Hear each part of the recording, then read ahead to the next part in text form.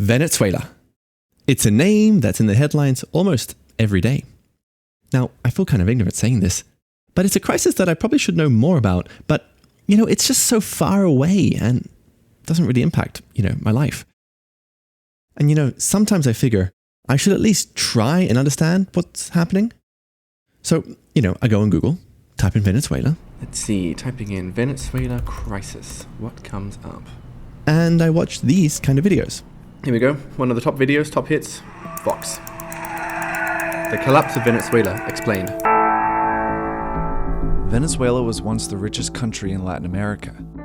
It has the largest known oil reserves in the world, and its democratic government was once praised worldwide. But today, Venezuela's democratic institutions and its economy are in shambles. The country has the highest inflation rate in the world, making food and medicine inaccessible to most Venezuelans. Over the last 4 years, its GDP has fallen 35%. I don't know. I've already zoned out. It's like these numbers don't land with me. They're just numbers. To make this faraway crisis feel closer, I need to know what it's like on the ground. Today, I'm bringing you that story because I found two Venezuelan brothers. They're young, barely 20 years old, who tried to buy a cafe in Caracas, the capital, right as the Venezuelan economy is accelerating off a cliff. I should also mention that these aren't two random Venezuelans. Where they're from, they're pretty famous. Ladies and gentlemen, please put your hands together for the barista champion of Panama, Cesar, Eduardo, Brew. I'm James Harper, and this is Filter Stories, the untold stories hidden in your cup of coffee. Okay, let's meet the brothers. This is the older one. Yeah, I'm Cesar Eduardo Bermejo Hernandez. That's my entire name, okay? I'm going to call him Eduardo. Keep it simple. Now, as an aside, he likes to end every sentence with, okay? He said it 219 times during our interview. Eduardo is a pretty typical older sibling. He does well in school, he's reliable, organized, quite different from his younger brother, Andres. My brother was this crazy guy that didn't like school, didn't like college, and he was like, hey, I don't want to study, okay? I don't like to study, I just want to party, to drink, just to have fun. And as you would expect, Andres has some quite unflattering things to say about his older brother, too. Mi hermano no le apasiona como tal. Mi hermano es una persona que no le apasiona. So, yeah, the thing is that my brother, I could say that he's not passionate about anything. Translating Andres is my friend, Giancarlo Effio. Alright, so these brothers, very different. But you put them together, and they're quite the team. Entonces, yo tengo un dicho, mi hermano y yo, como un chiste. So we have a joke, my brother and I. It's this image in which we see the world and they have the lower hand holding the world. And he has the upper one holding it also. We are way more powerful and stronger together. In the early 2010s, Eduardo, the older brother, has a dream. I remember that I told my brother, I want to have a business. Let's do something. Well, let's try with a coffee shop. These yin-yang brothers now have one thing in common. They're falling in love with coffee. My stepfather bought an espresso machine for the house. And we really like it a lot. And we just said, hey, let's find a coffee course.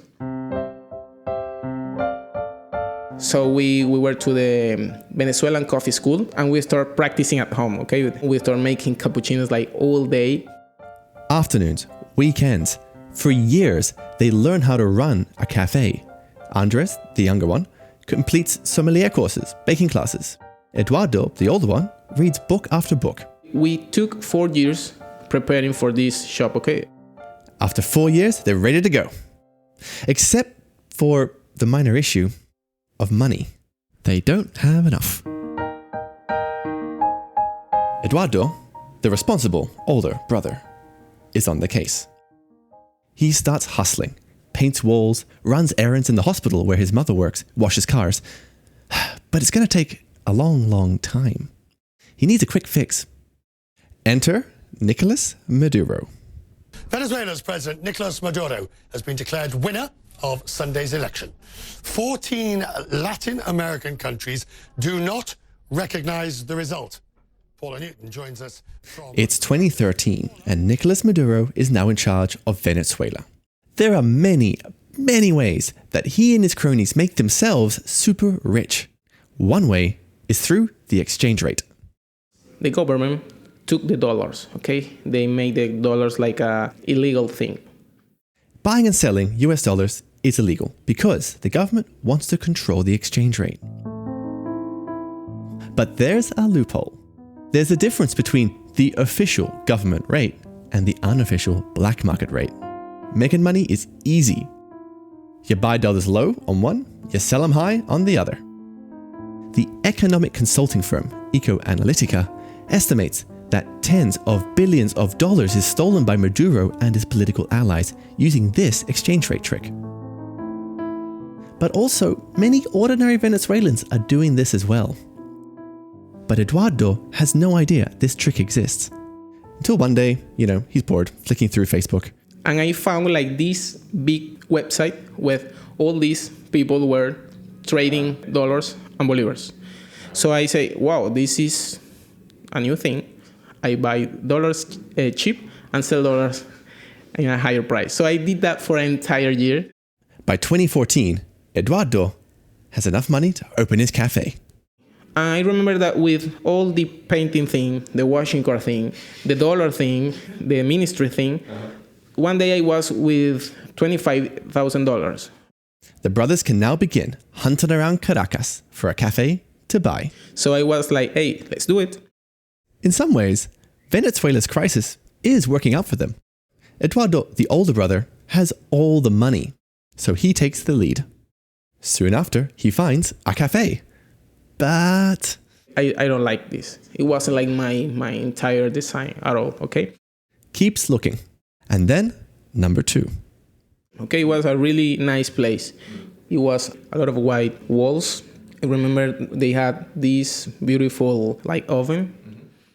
Eduardo is about to squeeze the trigger, but his friend, the exchange rate, turns against him. Pasamos a Venezuela. Desde la entrada en vigencia del Sistema Complementario de Administración de Divisas SICAD-1, se han liquidado un total de 4.300... President Maduro is playing around with the exchange rate system. They're trying to fix this crazy inflation rate. A $1 coffee last year might cost you $250 this year. And for a moment, Venezuelans think this might actually work. For the first time in 2 years, the bolivar gets stronger against the dollar. So that wasn't a good news for me because I had to pay more dollars for the same shop. But Eduardo is relaxed about it. Okay, in 2 weeks, we're going to hear that the dollar is back. So let's wait. This is the oldest trick in the government's book. When things go wrong, create a new system. But there's a deep structural economic problem in Venezuela, which, by the way, the government is responsible for, partly because Maduro and his inner circle are making so much money out of this chaos. Eduardo knows this new exchange rate system is a flimsy band-aid that won't last. He goes home to tell his brother, I'm not buying that cafe. But Andres, the younger brother, is not happy. De mil formas, mi hermano me lo explicó, pero yo no entendía. So he tried to explain that to me, but I just didn't get it because I was like, dude, you have the money. I see the money. Why are we not making the buy? What the hell is going on? I know. His reaction doesn't make much sense. But he admits this himself. He was really young. A nivel financiero no entendía. Yo no pagaba mis cosas. The things I just couldn't understand it by that time. I didn't pay for my things. So I just was not able to understand that reality. But Andres is also stressed. It's not easy being in Venezuela in 2014. Venezuela has once again been gripped by violent clashes. Pero y el problema, la situación en Venezuela... I mean, the Venezuelan situation was getting worse. Nicolas Maduro is pushing Venezuela one step closer to a dictatorship. Ordinary Venezuelans are angry. They can't find toilet paper in the supermarkets. Inflation is out of control. But soaring inflation and rising crime are widely seen as being behind the unrest. there are over 9,000 protests in 2014. The country's current president derides those demonstrating as trying to incite revolution. And Maduro responds with violence. El gobierno está matando a la gente. Students got killed. I saw that people got killed. This is just the latest of a wave of demonstrations in which 17 people have been killed in scenes of running street battles.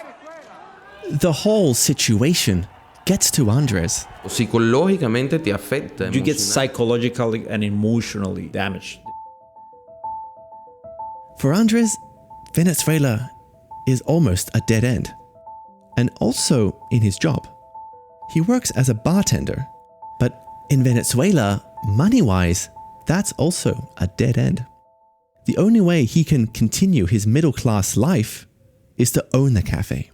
Sencillamente, broken, te quiebras, o sea, no. I'm telling you, they said you get broken, man. It's like so frustrating because you don't know what to do. You feel like lost. And I came back 4 a.m. after a work shift. I was lying in my bed, very awake, crying, very frustrated. Yo le digo, Dios, ¿qué está pasando? Necesito que, pero llorando. And I was telling God, like, man, you gotta tell me something because I don't know what to do. I don't find myself. 18-year-old Andres fights with his mother, father, brother, stepfather. He's becoming unbearable to live with. Once Eduardo buys a cafe, he can get his brother out of at least one of his dead ends. So the exchange rate is flapping around, and in the meantime, Eduardo keeps looking. He forgets about number 2, and then he finds number 3. We love it. It was like a restaurant, a really small restaurant. It was perfect to give classes and catering. Eduardo is finally about to sign. Except for one thing. But the thing was, I didn't like the location because next to it was some kind of favela. We call barrio. A very poor community. Another thing you need to know about Venezuela is that it's very dangerous. These men have jobs, but all of them also rob and kill to fund their way of life.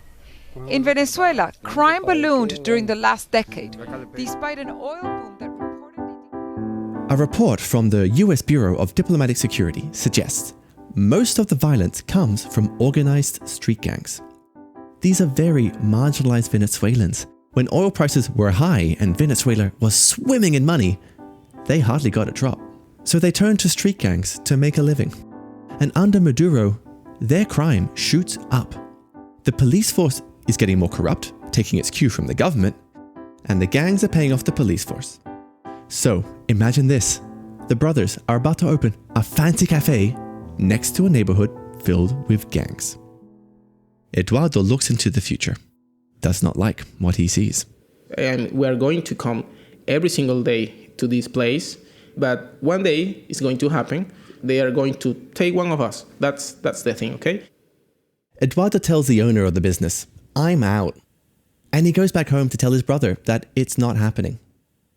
But Andres is reaching his breaking point. Y sencillamente está frustrado, llorando de la impotencia. They deceived me, you know? Because they were like, we're going to buy the business, man. We're going to do it. This time we're going to do it. They go, they come back, and they say, we didn't buy it.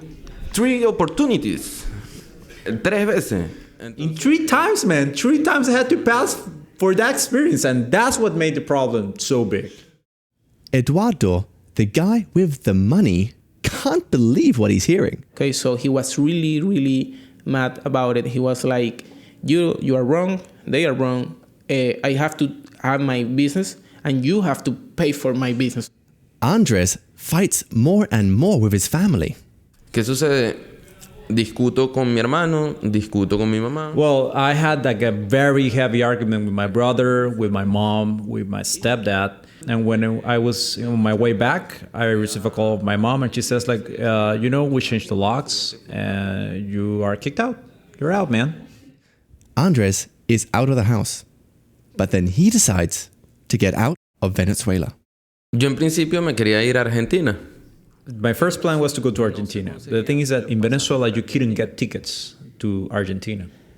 Landing at Caracas' airport, something seems to be missing. On the tarmac and inside, the once bustling international terminal seems strangely empty. Maduro's mismanagement of the exchange rate is now throwing a wrench in the works of Andres' plan to leave. Venezuela's Airline Association says foreign carriers are owed almost $4 billion. Basically, international airlines stopped trusting Venezuela's currency. They now only accept dollars. The problem is, dollars are very expensive. And there's just one flight Andres can afford. Consigo boleto a Panamá y me vine a Panamá. So I could get a ticket to Panama, and that's how I got here. The brothers are almost 1,000 miles apart. It was really hard because, as I told you, my brother and I were together like every single day our entire life. And I didn't know when I was going to see him again. Venezuela has beaten the brothers. But while in Panama, Andres begins to change. Cambió todo, te estoy diciendo que you grow up, man, you become an adult. Everything changes from making your laundry to buying your food to paying your bills. You have to pay for everything that is yours. Andres gets a job in a specialty coffee shop in Panama City, loves it. And then he rekindles that idea of having a cafe with his brother. But this time, they're going to do it in Panama. I remember that he called me a lot, like every day. He finally persuades his older brother to come. And he's desperate to prove he's not a teenager anymore. Y yo le digo a mi hermano, no, te tengo todo. No vas a pagar habitación. And he was like, I have to make everything in my power to make him stay. I paid for everything. I arranged for him to be able to stay for free for a month. If we went out to have dinner or something, I paid for everything. And it works. Eduardo moves to Panama City.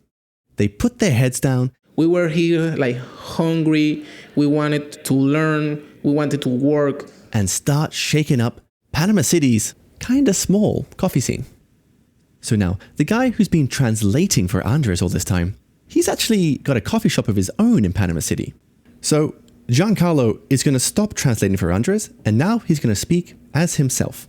This is the thing that I thank them a lot. They raised the bar because everybody was so shocked for what they were doing that the other coffee shops, we had to work a lot to be able to step up the game to that point. Ladies and gentlemen, please put your hands together for the barista champion of Panama, Cesar, Eduardo, Brew. So, Eduardo and Andres are both from Panama City. They compete in the Panamanian Brewers and Barista competitions. They beat the local favorites and then fly across the world to represent Panama in these coffee competitions. The first time I cupped this coffee, I was shocked by the florals and citrus aromas. And you might be wondering, how do the Panamanians feel about this? The community was pissed. And I understand why they were pissed or why we were pissed. This is Giancarlo speaking as himself again. Here in Panama right now, we're going through a very heavy Venezuelan immigration. So a lot of Venezuelan with a lot of wealth are coming to Panama, having businesses, taking over the market. I mean, it's competition. 2 weeks ago, the brothers popped the corks and finally opened their cafe in Panama City. You could say it was 8 years in the making. Meanwhile, back in Venezuela, the crisis has got worse and worse. It's the gun that rules parts of Venezuela now. This is the only way of stopping looters in Maracaibo. After days of power cuts, Maracaibo descended into anarchy. It was a free-for-all. It's estimated that 3 million Venezuelans fled their country by 2018. And that number is rising fast. Curiously, many Venezuelans choose to get trained up in hospitality jobs before they flee. Most of the people that leave Venezuela, before leaving, do a course. Are these like insurance professions in case they have to leave in a hurry? Exactly. So they can work in a barber shop, or they are good as sommelier or anything. Okay? I started this episode saying that Venezuela's catastrophe feels very far away. But Venezuelans flee to the US, Europe, Panama. The crazy politics of a faraway country can affect us directly, even as coffee drinkers. Because the barista who makes your coffee for you tomorrow morning could be Venezuelan.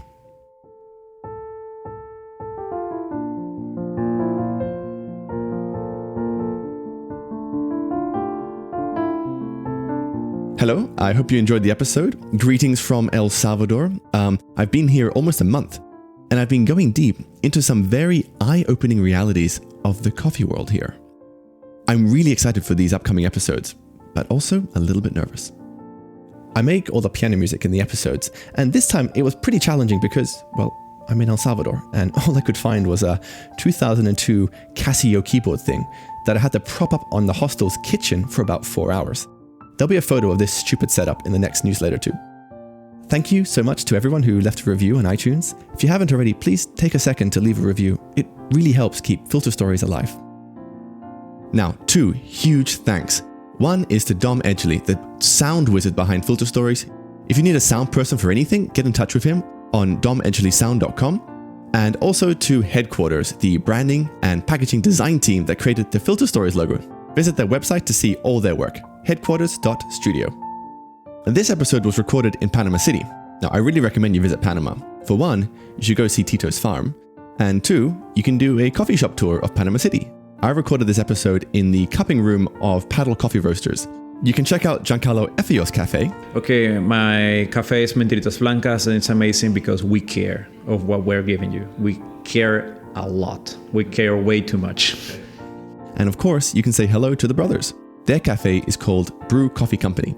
You can follow my travels and get glimpses into upcoming episodes by following Filter Stories on Instagram. It's at Filter Stories Podcast, or even on Twitter at Filter Stories. Thank you so much, and we'll speak to you next time.